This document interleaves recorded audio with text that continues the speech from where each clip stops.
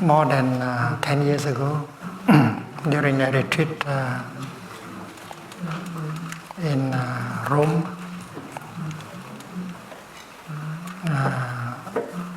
Thầy distributed to the children, each boy and girl, a seed of corn. The place where we practice is called Castel Fusano,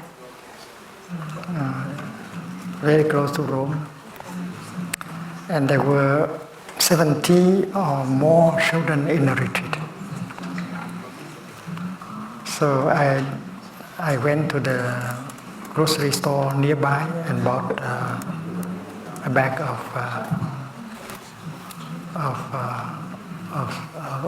corn seeds. They are supposed to make a popcorn. But I brought a bag and I distribute to every time, with the recommendation that they go home and plant the seed of corn in a pot and water the seed every day. And this is the homework. When the seed of corn has become a plant of corn like this, you will have to come and talk to it. And you say something like this: my dear plant of corn, do you remember the time you were a tiny little seed?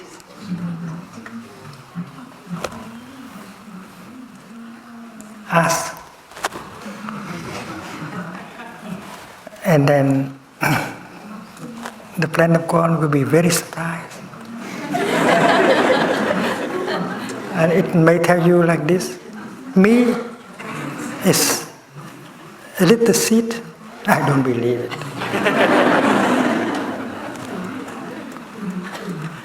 So you have to try your best to convince the plant of corn that at one time it was a seed of corn. You say something like this: listen, my dear little plant of corn.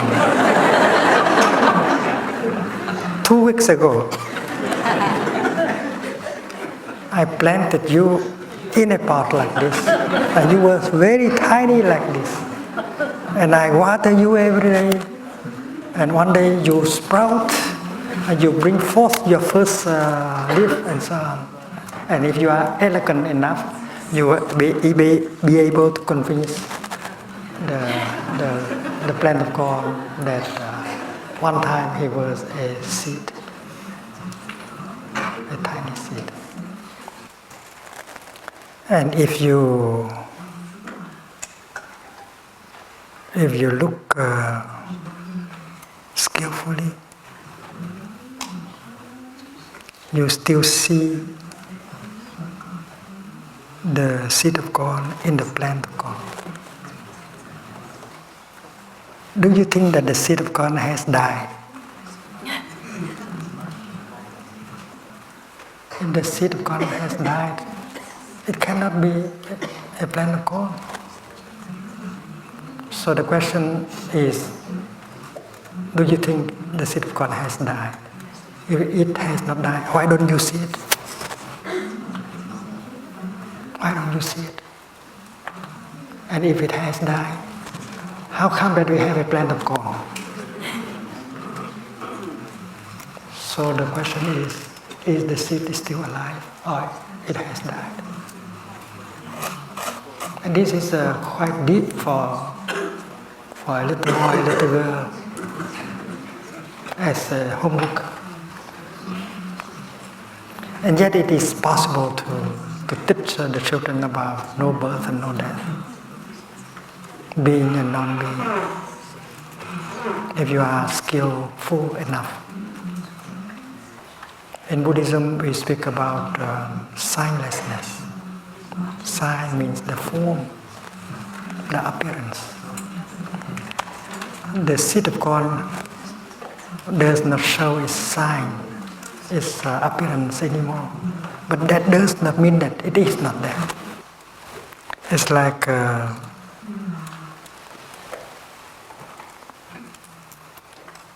this amount of tea in my glass. Yesterday it was a cloud floating in the sky. And now when you look up, you don't see the sky anymore. You believe that you don't see the cloud anymore. And you believe that your cloud has died. And you suffer. Oh my dear little cloud, where are you now? I suffer so much. But when you look into the tea, the water, you recognize your cloud. You recognize your beloved cloud. And your beloved cloud has not died. But because your cloud does not no longer retains the form, the appearance you are used to see, you think that she has died. She has passed from the realm of being into the realm of non-being. So you cry. But in fact, your cloud has not died. If you look skillfully and you can see your cloud still there with you, and you can drink your cloud. You can very well drink your cloud. So that is the virtue of meditation. It allows you to see things that people cannot see. It helps you to remove notions like birth and death, being and non-being. We are going to keep this Kon talk for 21 days. Every day you come here, you look at, and this is the object of our meditation. The day our mother conceived us, we were also a little seed, much smaller than the seed of corn. And we forgot. And there should be a scientist or someone to remind us so that we remember at that time we were just a little seed. Half is the continuation of our father, and half is the continuation of our mother. And that seed has become a little child, a baby, a little boy or a little girl. But where is he now, that little boy? Has he died or not? Where is now that little girl? Is still alive or is she still alive? Or has she died? When you open your family album, you can see yourself as a 5-year-old boy or 5-year-old girl. Look at that little boy, little girl and ask, are you still alive? Where are you now? I don't see you. So those of us who practice meditation, when we look at the plane of corn, we still can see the seed of corn. The seed of corn is there alive, although it doesn't appear in the form we are used to see. The little boy, the little girl in you, do you think they have died or not? Or they continue always? Do you talk to them? Or you are so busy? In the Gospel, it is said that if the grain does not die, see the grain no more, and then the birth of a plant is not possible. But is it true that something has to die in order for something else to be born? Let us observe a cloud. when a cloud becomes the rain, something is dying or not, something is being born or not. The death of a cloud means the birth of the rain. If the birth of rain is not there, the death of the cloud is not possible. So birth and death are the two sides of a coin. You cannot take them apart.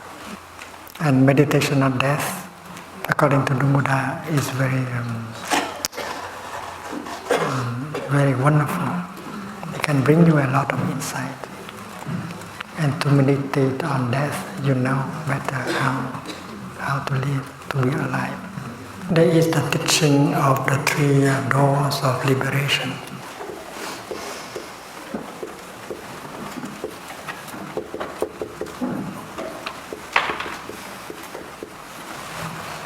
And the first door of liberation is emptiness.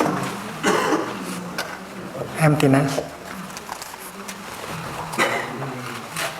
The second door of liberation is signlessness.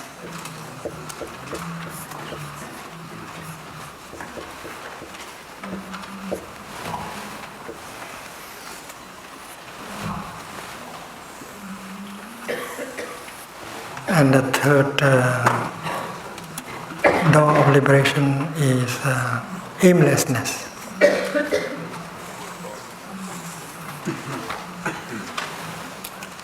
Emptiness,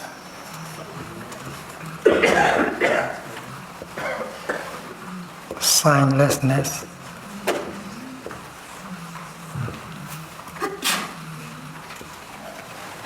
and aimlessness. These are three doors of liberation, three kinds of concentration, three practices of meditation. And this teaching is available in every school of Buddhism. Every school of Buddhism. Theravada, Mahayana, Zen, and so on. Very deep. And today we speak only of the second one, which is signlessness. Sign here means the appearance. The appearance. This is the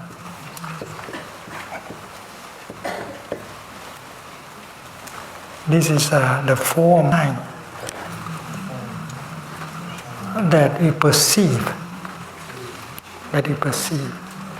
That is the object of our perception. A cloud has its own form, its own appearance. And thanks to that appearance, that form, that we recognize it as a cloud. And the rain, the sign and the appearance of the rain is different. So this sign means object of cognition, object of perception. And if we add the word mind in it, it becomes perception. This is a tướng, this is a tưởng, in Vietnamese, tưởng. This is tướng. Tướng is sign.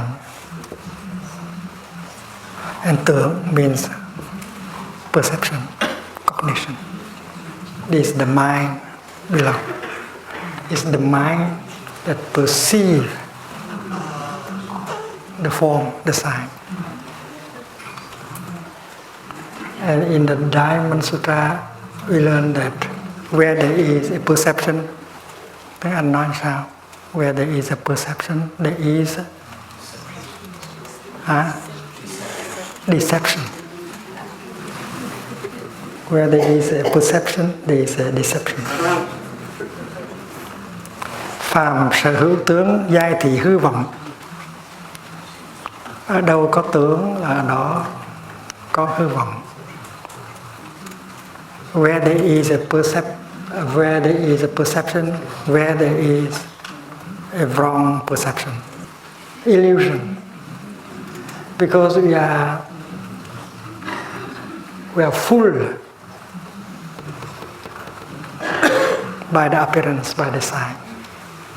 If you are caught by the sign and then you are full, you cannot see the truth. And when you see the rain, you don't see the cloud. You think the cloud has died. Because you are caught in the sign of a cloud. And you are caught in the sign of the rain. So in order to truly perceive the cloud, you have to be free from the form, from the sign. And that is why signlessness is the way. If you are not caught in the sign, you can have a correct perception of reality. And as long as you are caught by appearances, you cannot see the truth. And that is why when the child look at the plant of corn, he does not see the seed of corn. And he believes that the seed of corn is not there. The seed of corn has died. So if he has the eyes of signlessness, he can still see the seed of corn in a plant of corn. And in fact, we can see it. We can see the seed of corn because we have the eyes of signlessness. So the key is to have that kind of eyes, signlessness. So whether we succeed in the contemplation of birth and death or not depends on whether we can see things with the eyes of signlessness. And if we have that kind of capacity, ability, then we will no longer cry.